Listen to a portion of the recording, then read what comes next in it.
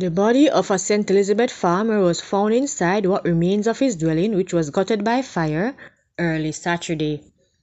The deceased has been identified as 49-year-old Herbert Medley.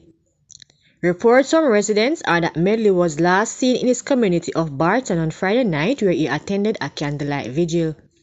At around 1:30 a.m., one of Medley's relatives reported seeing fire coming from his one-bedroom dwelling and alerted the authorities at the Santa Cruz fire station. Residents believe that the fire was deliberately set, as they noted that less than an hour before Medley had scared off an intruder who attempted to break into his next-door neighbor's house. The residents believe the intruder may have returned and retaliated against Medley. Police are probing the stabbing death of a man who was allegedly attacked by another following a reported dispute over a woman in Mandeville on Saturday morning. Police have not yet released the identity of the victim. A senior police source told Observer Online that the two men were reportedly embroiled in an argument when sharp instruments were drawn and used to inflict wounds on each other. The men were taken to hospital, where one was pronounced dead and the other admitted. Two men were fighting over a woman. They stabbed each other. They were taken to hospital by citizens. One died and the other is in critical condition, said the police source.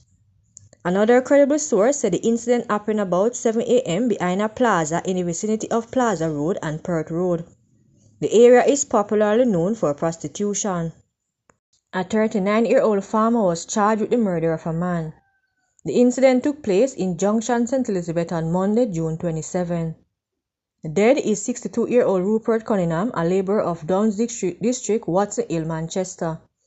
The man who has been charged has been identified as Christopher Da Costa, otherwise called Boswell, a farmer of Overhill District, St. Elizabeth. Reports are that about 4:50 p.m., Cunningham was walking along a dirt path when Da Costa approached him and engaged in a conversation. Reports suggested that Cunningham continued walking along the roadway when Da Costa kicked him and he fell to the ground. Da Costa then used a stone to hit Cunningham on his head repeatedly, causing wounds which bled.